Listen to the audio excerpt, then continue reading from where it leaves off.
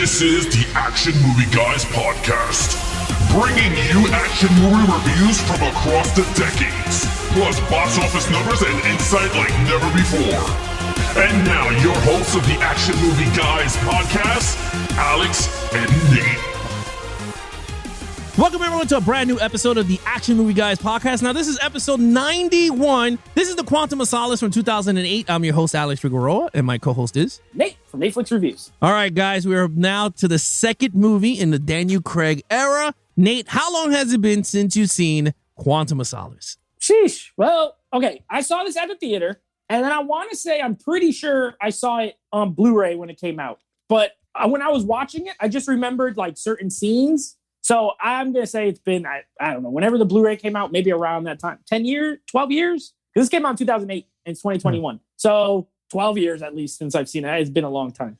Yeah, you know, for me, it's been a while. It's weird when you go back to watch movies. Like once you pop them in, you go, oh man, I haven't seen this in a long time. But this one, I had not seen this one in a long time. We're gonna dive deep into why we have not seen this movie in a long time. But with that said, for those of you that are new to the channel or you new to listening to us on the go on the podcast, we break these down into categories. We have lead character, main villain, action scenes, storyline, overall, total points, and then of course we go right into the box office numbers, Rotten Tomatoes, and then we're going to start it off with the opening title sequence. The only time we have a new category, but that does not add to the actual categories for our overall movie experience of reviewing. So with that said, let's start it off with some box office numbers. All right. Here we go. Quantum of Solace, 2008, $168 million domestic. International, $421 million. We all knew that. Yeah. Worldwide total of $589 million on a budget of $200 million. Nate? Oh, my God. Well, that budget is enormous. And I have questions about it, but I'll save it for the review. Yeah. That's not surprising. James Bond is sort of the world's franchise. I don't consider it it's not a Hollywood movie, really. It's like, it's very European. You know, it's British. It's all central. You know, everything is in England. The only American is here is like some CIA stuff. So it's not an American property, but it does well here. But yeah, it's not surprising that overseas it like makes 3 times as much every single time, pretty much. Yeah, I mean, look, we gave you guys our box office numbers. Now you guys get to see how it did in the box office. Now let's check out what the critics and audience have to say about this movie. Well, all right. Critics score. So this is on the lower end. I'm assuming. I haven't looked at all the other ones. I don't know. I look at these when we do them, but I'm assuming it's on the lower end. But it's still certified fresh, 64%. So it's not high, but it's not rotten. Anything under 60, that's considered rotten. It's still fresh, 64. Audience score, though, rotten, 58%. 58. So they're pretty close together. I feel like 64 and 58 is pretty much equal. You know what I mean? If you're within 5-6 points of each other, I guess they felt the same way, but critics liked it slightly more. Well, if you think about it, the last episode that we did, episode 89, was Casino Royale. That was a 94 critics percent, and then of course way better. Yeah, that was way better. And then audience was 89. So this took a huge nosedive. Yeah, it did. 30% less for the critics and 40% less for the audience. Yeah, 30%, something like that. Yeah. So look, with that said, let's get right into this movie review. We're going to start off with the opening title sequence with Alicia Keys, Jack White, and I think it was called Another Day Die, or something. Another Day, Another Way to Die. Another Way to Die. That's what it is. All right. Go ahead. So check this out. When this song started, I honestly, only thing I remembered about it was who sang it. Like I remember it was Jack White and Alicia Keys. Small background. I like the White Stripes. I like the White Stripes as a band. I like Jack White as a musical artist. I think he's really cool. Good on the guitar. Cool lyrics. He has a very distinct style, though. Okay. And Alicia Keys, I mean, you can't really say much. She is a huge star. Well, especially at the time, huge musical star and has some great music, you know, especially if you're into like, I wouldn't call it R&B, kind of pop, but she's a good singer, right? A terrible mix. An absolute, I didn't remember this song, but when they sing the chorus, it's at such a high pitch. And I had the soundbar on. I'm like, it sounds ugly. I don't like how it sounded. Their voices don't mesh well together. If it was just one or the other, I think it would have worked better. But the song itself is just, it's okay. I kind of like the music. I don't really like the singing. So even though I like the artist, I don't like them together. And I didn't think the song was very good. It's not memorable, obviously, because I really didn't. The Chris Cornell song from the last movie was memorable. I still know how it goes right now. I can't tell you how this song goes, and I just heard it like about 2 hours ago. So now, as far as the sequence, I like the sequence better than the Casino Royale one, personally.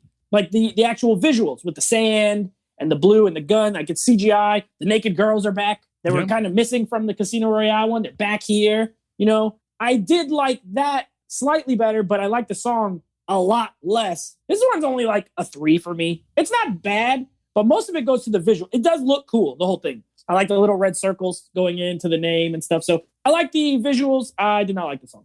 You know, I agree with you. This is funny. This is a flip-flop from the first movie. Yeah. I did not like the song. And I remember the damn song. It's like, the woman. And it is really, like, stompy, it's really horrible. And it's not a 007 song.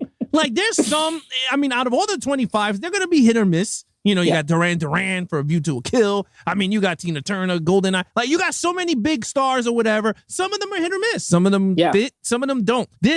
I totally agree with you 1,000%. This is one of the weirdest freaking mixes. When I was in the theater, when we were watching this in IMAX in the theater in 08, me and my wife, when it came down to it, I was like, what the heck? Like, I was looking at it, this is whack. And you know what? Even watching it, this is the first time I watched all the way up to the middle, and then I fast forward. I was like, I cannot sit through this whole song. It really bad. Ugly. It's horrible. You know. With that said, I'm gonna be Evil Nate in this one. I gave it a 2. One for actually, I just gave it both for the visuals. I thought the visuals were really good. The song just stinks. Let's just be honest. You're right. Yeah. Yeah, it's right. a 2. It's not good. It's not a good song. And once, of course, we're gonna be ranking it. You guys already know which is gonna be the last one. So we're not even gonna give you guys like what it is. You already know it's gonna be Quantum of Solace. But with that said, let's get right into the actual movie review. Daniel Craig as Bond, as the lead character, Nate. Okay, so I gave him a sturdy and solid 5, I think, last time. I loved him. I loved him in Casino Royale. You know, he does what is probably written on the paper in this movie, but maybe it was just me. You know, when you go, I'll find out. But he just felt so much more dull in this movie than he did in Casino Royale. The action scenes, he's still amazing in. He's great. Physicality, looks, you know, great, fantastic, right? But what was missing was he didn't really have a lot of the one-liner, you know, like the quippy kind of jokey one-liners. Mm-hmm. Not in this movie. This is Solace, the Quantum of Solace, the Quantum of Silence. It should have been called. He barely talks. Like, I feel like he barely talks. You know what I mean? So that hurt in the character department. And I don't know. This was like if Casino Royale is pissed off James Bond, this one is like sad James Bond. And I don't particularly am not a fan of sad James Bond. Now, sad and angry, I like that. You know what I mean? John Wick. You know what John Wick is? Sad and angry. Because he wasn't very angry, not enough. However, I can't totally fault him. Daniel Craig didn't write the part. He performs well. He's good. He's good in the action scenes, but I still give him a 4. I don't want to.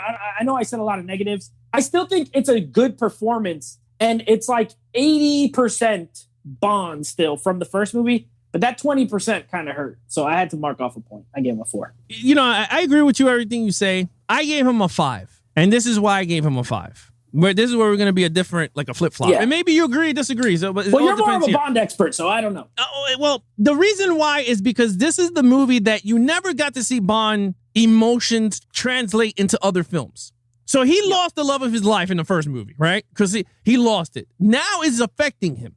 It's affecting his work. Even M is telling him like she loved you or whatever, and he doesn't care. Remember when he's in the beginning when he's drinking and she opens the folder and he takes the guy's photo and put it in the pocket? He still cared. For someone that I don't care. She didn't mean nothing to him. M knew that his armor was pretty much gone in the movie, and you saw it. He did not give those shit. He didn't care. He was just like, okay, he's very mopey. You're right. He's killing everyone known to man. He's just killing everybody. You get answers. He's just very vulnerable Bond right now. And he doesn't care who gets hurt. And it happened with the what's her name? Strawberry Fields. Right? He slept with her and she died. In the same way as Goldfinger. In one of the characters of Goldfinger, one of the famous silhouettes of Goldfinger, when the girls dipped in gold on the bed. Exactly like how she was, and just covered in oil. It's just a nod to Goldfinger. And you got to see that throughout. And the reason I gave it a 5 was because, he was very sad. He was very dull. He didn't have the one-liners. But I think that was the brilliance of Daniel Craig in this Bond role, right? In this movie. Now we're going to talk about the movie itself, but we're going to talk about the character himself. Continued. It was just a continue. Like, he was hurt until the end of the movie. That's when everything, he comes to face with the actual boyfriend of Vesper. And that's when you see everything just release out of him. Granted, you don't see what happens once the camera's cut, but a terrible decision. But that was a horrible decision. I totally agree with you. That was something I think I would have the audience to see. But you get to see that from that point. You get to see a transition. Like, he was just relieved. He threw the necklace on the floor, meaning like, okay, I'm done with this. Back to Bond. Because Skyfall, he just becomes something, back to what we love because of that movie. You get to see how vulnerable he was. Even with Camille, he didn't sleep with Camille. He didn't, and she knew he was vulnerable. She goes, "Now you threw up the armor when at the end of when they were about to leave, and she was touching his face, and she goes, "Oh, you put that that armor back up." And that's what it was. Basically, he doesn't trust nobody.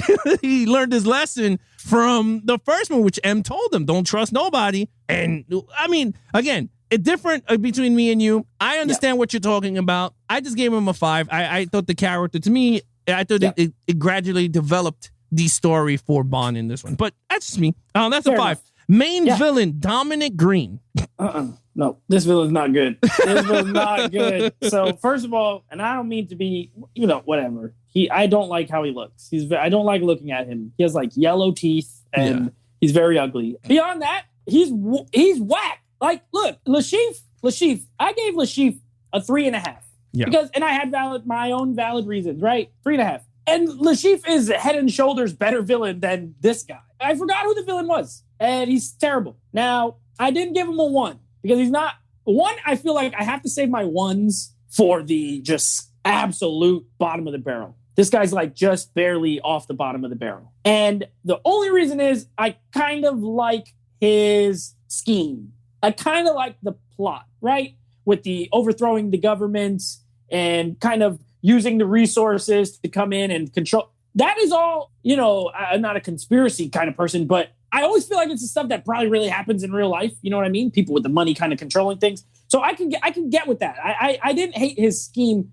And at least, unlike Lashif, he was the head of something. You know what I mean? Like, he was more in charge. Lashif was an accountant, pretty much. This guy at least had some more power, but he's not a good villain. He's not going to fight James Bond. I mean, he's, you know what I mean? He's not tough. He's little. He looks really small. He's like one of those guys who talks tough. And all he does is pick on a woman the whole time. Like, he doesn't intimidate any men. He doesn't, you know what I mean? Like, just the Russian girl. That's all he does is bother her. So I didn't really like him. I thought he was kind of whack. I gave him a 2. Weak. Yeah, I agree with you. And, I'm just, I'm going to flat out say it. Okay? I'm going to flat out say it. I gave Dominic Green a 1. Like, I just came out, I threw it in there. I did not like Dominic Green. And this is why.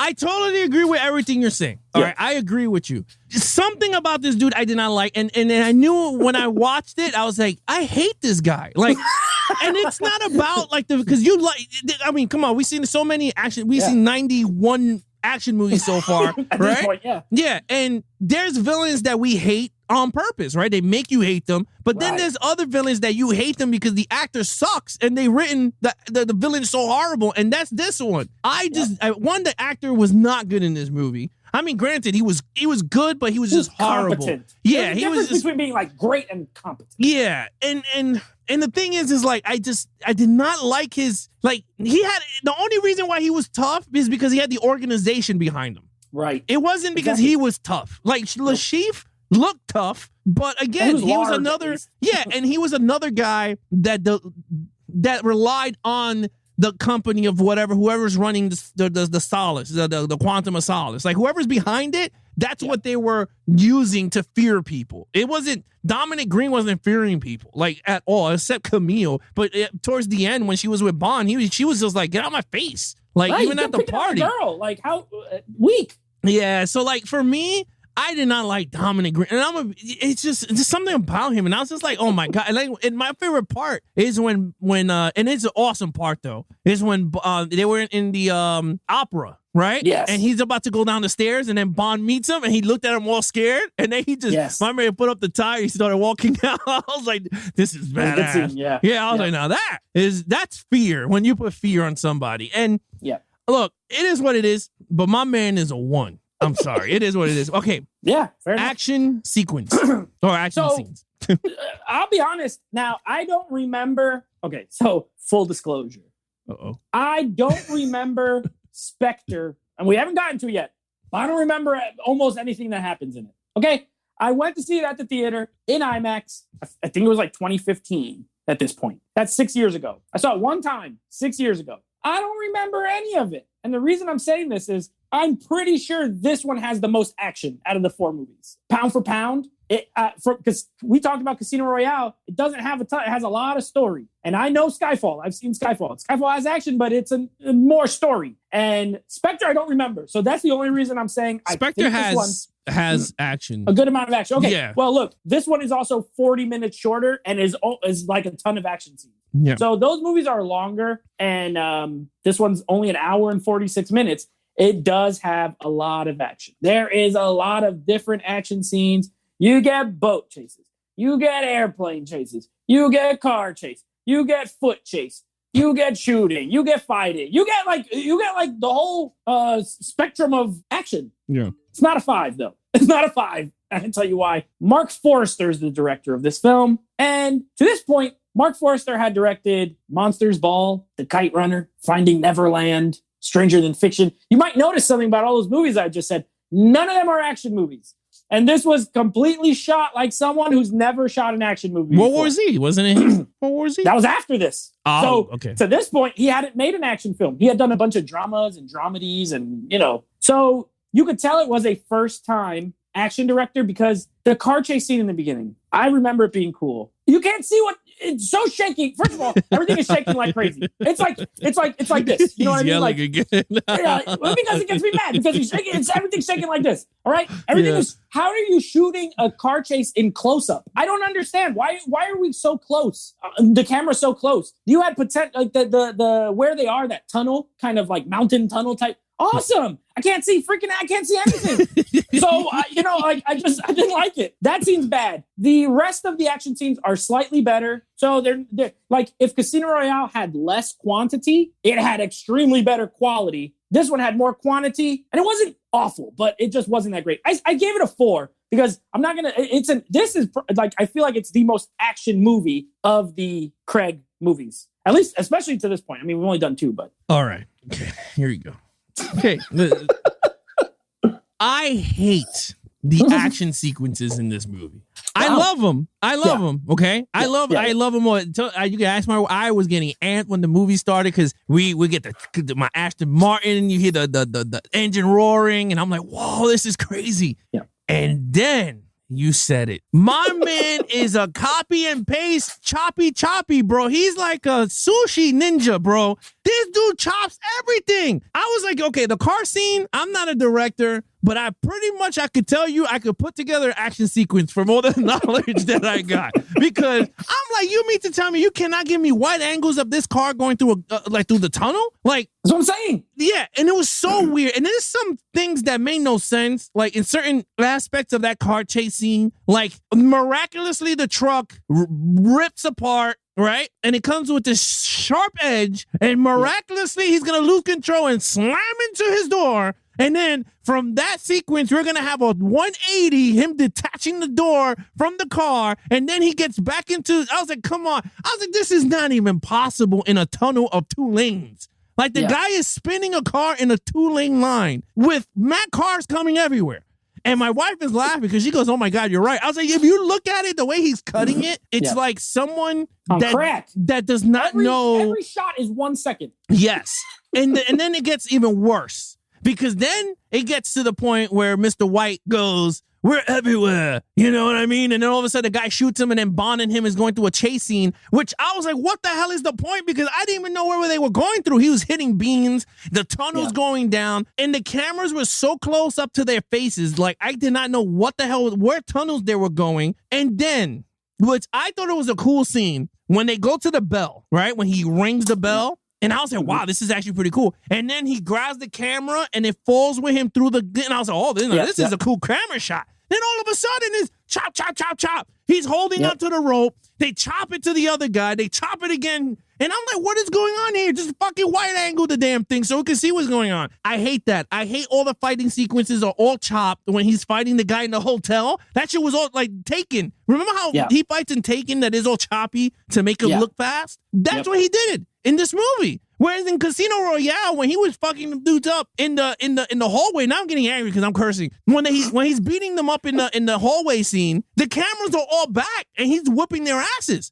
This one is all chop, chop, chop. Look, I don't like it. I agree with you. I gave it a 4 just because it has all the Bond scenes that everyone loves from the Bonds, the flying, the boats. And granted, this is our preference of action, but some people may be okay with that style of editing. So there's a lot. So I didn't want to mark it off too much, but I hate the style of the action. That's one thing about me, and anyone could tell you, I hate that style of fighting. And the reason why I always gravitate to the John Wicks is because it's all not that style. We get to see Keanu Reeves fight. Like, we don't see him like he's old, so let's make him look good. Let's chop it all up so he looked like he's fighting these dudes in like 2 seconds. So I don't know. I guess like you said, I'm not taking it away from anyone. You guys enjoy it. Great. For me, I don't like this damn thing. But and one last note, unlike something, because I know a lot of people might say, well, what about the Bourne movies? There's a big difference. Okay. Paul Greengrass, I'll tell you what it is. Paul Greengrass does handheld camera work, a lot of handheld camera. And there's a big difference between handheld camera and moving, right? It's a more visceral style. This is not handheld camera. These are big studio cameras where they edit it. They chop the scene a million times so you can't decipher what's happening. The Bourne movies, they also have quick edits. They do. But it's a different style that it hits a little hard. Like you could feel the Bourne movie. I didn't feel any of this. I couldn't see. I didn't know what was happening. You know what I mean? In the Bourne, you can't tell. Yeah, so at least in a Bourne movie, when he hit somebody hard, it's like, ooh, that he got hit hard. And this one, it's like, well, maybe he hit him. I don't know. Maybe he missed. I missed it. I don't know what happened. And plus, they cut over there. I don't know. Whatever. We didn't like it. I totally agree with you. Storyline. Okay, so I don't know if it was just me, but maybe it was you too. Maybe not. I don't know. You may like it more. I don't know. This movie just felt like it was spinning its wheels the entire movie. I said this movie's just spinning its wheels. Plot wise. Nothing is happening here. He's just like, he's on this mission. It feels very low stakes, in my opinion. It does not feel like he's doing, like, okay, I get it. There's like these they tried. You know what? And I'm pretty sure this came out in 2008, which around that time there was like a lot of writer strikes. And I think this was one of the movies that was affected by the writer strikes, if I remember correct. So I think there's 3 writers, which anytime there's like more than 2, is always a sign of, okay, the script is not great. This thing has 3 writers on the screenplay. You could tell it's a lot of different ideas. I don't know. Certain people are utilized. Certain people are unutilized. Then they just go away. Then they just randomly show up. Then they just go away again. Then it's like, I don't know. It was kind of messy. I will say I found it intriguing enough to keep watching. But one of our patrons, he said it very good. It's pretty boring. For being 40 minutes shorter than all the other Craig movies, it feels just as long or longer. Casino Royale is 40 minutes longer than this, and it flies by because the plot has a very good narrative structure. Storytelling's on point. It goes, you know what's going on. I was confused a few times in this movie. I was like, I don't understand why. Then they start with Mr. White. You want to know what's happening? He just pops back up at the opera, and then that's it. They just drop things that I don't think they should have dropped. I don't know. I don't love it. I gave it a 2. I think it's pretty weak. Yeah, in terms of storyline, I didn't like the storyline in this movie. The only thing I did like was the continuation of 007 storyline. I thought that was really strong in terms of character development. But other than that, the main plot of the movie, I felt like we were watching The World's Not Enough. Remember that one when they take Judi Dench M and he gets pissed off and he's going after them? I felt like it was the same movie. Yeah, well, this one's that one was executed better. This one, I just did not care for the whole resources. I didn't care for Dominic Green. Like, he was nothing. I did like if it was centered around more Mr. White. I think the movie would have been better because since he knew the knowledge of all those guys, I thought the movie would have been stronger. Since he captured them in the beginning, he escapes, and now he's back after them. They didn't do that. So, look, with that said, the storyline, I gave it a 3 due to Bond storyline. I thought that was the strongest part of this movie. Other than that, you're right. This is a boring ass movie. Like the beginning of the first 20 to 30 minutes of the movie was good. And then after that, it just nosedives until it catches up to the Vesper part. That's where it picks up again. Because you want to know what happened. Like, will he kill him or all that crap? You don't know. That's what even worse. Yeah. I forgot to mention that. We talked about it a moment ago. Yeah.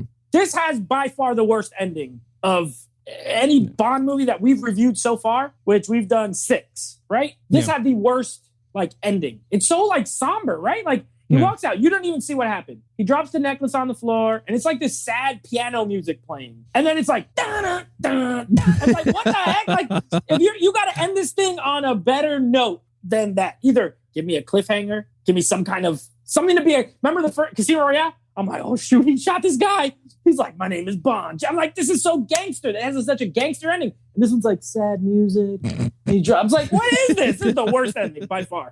No, I agree with you. The only thing I will say into that defense is basically him leaving his past behind. Like he basically, like, he dealt with the Vesper. Now he could become, Bond. That's why the music went mad loud. But again, it was the weakest. It was really weak. But with that said, overall, I gave it a 2.5. I like Craig in it for the most part. Like we talked about before, I don't love him, but I like him for the most part. I like there's plenty of action. So this is what's coming. This is what I would call a watchable crap. I don't think it's very good. I think the writing is bad. Yeah. But even though it's a little boring, there's enough loud noises and action to keep you watching for the runtime. And it's not too long, right? It's not 2 hours of whatever. So it's watchable crap. I think it's definitely the weakest of his 4.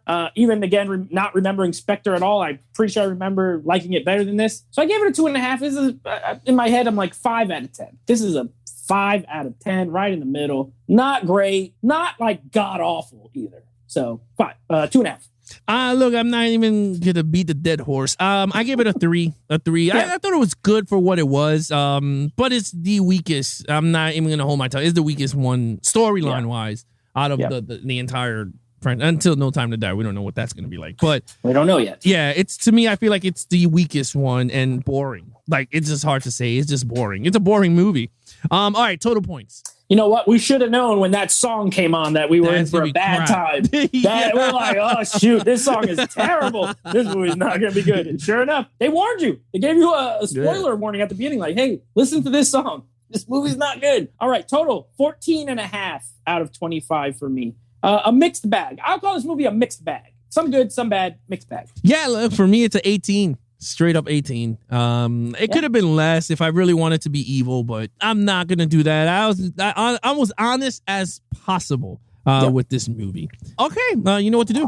All right, so that is our review of Quantum of Solace. Of course, next week we will be tackling Skyfall, which is the first of 2 Sam Mendes directed Bond movies. That'll be next week. And our next episode, continuing on with our disaster month as picked by one of our patrons, we will be watching 90s classic Twister. So you definitely want to keep an eye out for both of those shows. And that's what we got coming up. Yeah, if you guys want to follow us on our social media accounts, please follow Nate over on Instagram at NateFlix Reviews. Check out the podcast with him and his friends called NateFlix Movie Reviews. Anything Action Movie Guys Podcast. Please follow us on Instagram at Action Movie Guys Podcast or Levels of Geeks on Instagram. If you guys are watching us on YouTube, please hit that subscribe button if you guys want to support the channel. Hit the like button if you enjoyed the review. Hit those notification bells so every time reviews drop or once we go live November 1st at 9 p.m. on a Monday, you guys will be notified. Till then, I'm your host, Alex Figueroa, and that is Nate from NateFlix Reviews. Be awesome to each other and geek out.